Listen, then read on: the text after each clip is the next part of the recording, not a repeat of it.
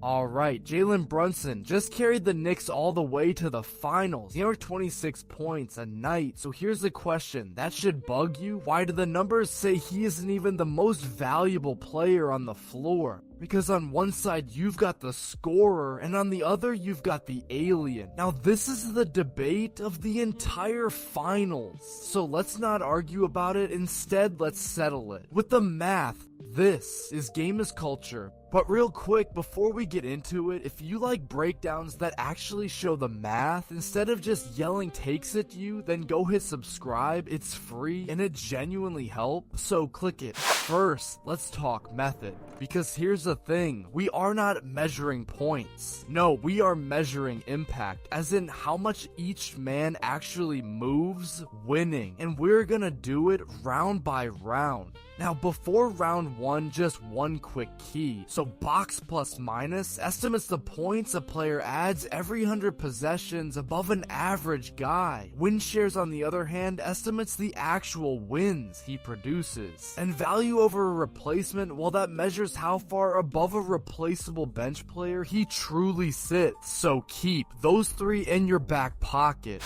Alright, round 1 scoring volume, and right out of the gate Brunson wins it because he simply scores more. We're talking 26 against 25.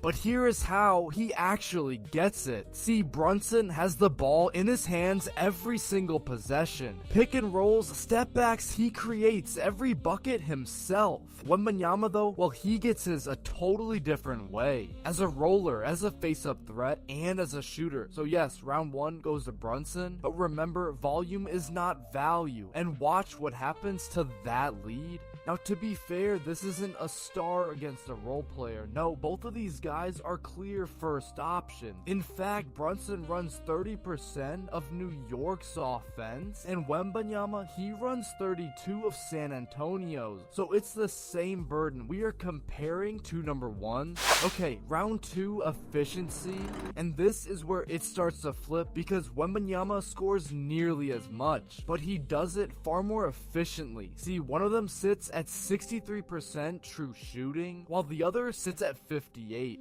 And it all comes down to where they get their shots. See, Wembenyama takes a third of his shots right at the rim, where by the way, he makes 78%. And on top of that, he draws a ton of free throws. Easy points. Brunson though, well, he takes the hardest shot in all of basketball, the contested pull-up jumper. In fact, over half of his shots come from the mid-range, so same scoring load, but far tougher buckets. And here is that gap made visible because a third of Wembenyama's shots come at the rim, but for Brunson, only 1 in 8, so the big man gets the easy ones, while the guard earns every single point the hard way. Round 2, Wembenyama. Now, round 3, offensive value.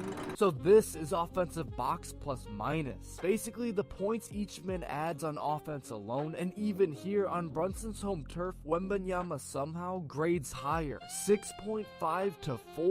And here is exactly why. Because Wembenyama's offense isn't just about buckets. No, he bends the entire defense. See, 2, sometimes 3 defenders collapse onto him, which in turn springs everyone else wide open. Then he passes right out of it. And on top of all that, he crashes the offensive glass for second chances. Brunson's value, meanwhile, is almost all on the ball. So even on offense, the big man comes out ahead. And that right there is the surprise.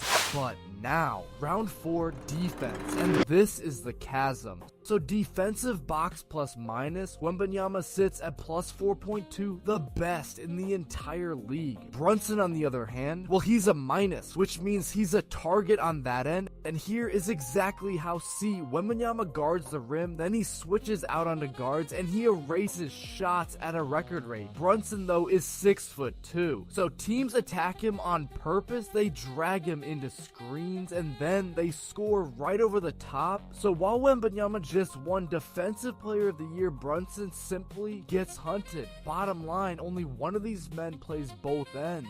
So let's put both ends on one map. Offense across the bottom, defense up the side. Now watch, Brunson, he lives over on the right. Great offense, but poor defense. Wembenyama though, well, he sits all alone up in the corner. Elite at both. because in the end, Brunson is elite on one side of the floor, but Wembenyama is elite on two, and that right there is the entire gap. Real quick though, if you've made it this far, you've really got to hit subscribe. I'm not gonna beg, but I am gonna ask, so hit it and I'll wait. Alright, round 5, total impact. So now box plus minus, this time everything rolled into one number. And for context, a most valuable player usually sits around 9, while Wembenyama is all the way up at 10.7, and Brunson, he sits at just 3, and here is why that gap is so wide. Because this number adds both ends together. See, Brunson's offense is excellent, but his defense drags the total right back down. Wembenyama's number, on the other hand, climbs on both ends at once. So he more than triples him, and he clears that MVP line. While Brunson grades out like a good starter, then there's the oldest catch-all of them all, player efficiency rating. Here, one man sits at 29.9, while the other sits at 20.1, and on the all-time list, that is a superstar, standing right next to a very good starter. But maybe winning is all that matters. So round 6, here is win shares per 48 minutes, essentially the value of every minute he is on the floor, and one of them produces 0.257, while the other produces just 0.16. And then value over replacement. Here one man sits at 6.0, while the other sits at 3.3, so that's nearly double. Okay, round 7, the floor itself. Because when Wembenyama steps on the court, the Spurs outscore opponents by 16 every 100 possessions. Brunson's Knicks though, well, they're just a +6. Now in fairness, these on-off numbers are noisy, and they do depend on lineups, but even so, the gap here is just enormous. So is it over? Well, not quite, because here is the case. For Brunson, see, the metrics miss things. For one, they overrate rim protecting bigs, and for another, they undervalue the single skill that actually wins a playoff series. Because in the half court in May, when the offense completely breaks down, you need a man who can simply make a shot. And that is Brunson, and that, my friends, is just not in box plus minus. And honestly, history backs that up, because Brunson's scoring tends to rise in the playoffs. So when a defense loads up and takes everything else away, he is still the one guy who can create a bucket out of nothing, and no regular season model fully prices that in. So, the verdict. Because by the numbers, it really isn't close. In fact, Brunson won exactly one round. Raw scoring volume, but Wembenyama won the other 6. Efficiency, offense, defense, total impact, winning, and the floor, and yet Brunson is still the one player New York cannot survive without. So in the end, impact, says Wembenyama, but necessity, says Brunson. Now the honest catch, because look, these metrics do favor Giants who guard the rim. The on-off is noisy, and the playoffs can flip a regular season right on its head. After all, Brunson is the proven postseason riser. So I'm gonna leave it with you. Who actually wins this series? Is it the most impactful player, or is it the most important one? So tell me down in the comments. And if you enjoyed this video, please be sure to subscribe. We're in a race to 1,000 subscribers, so please join the family.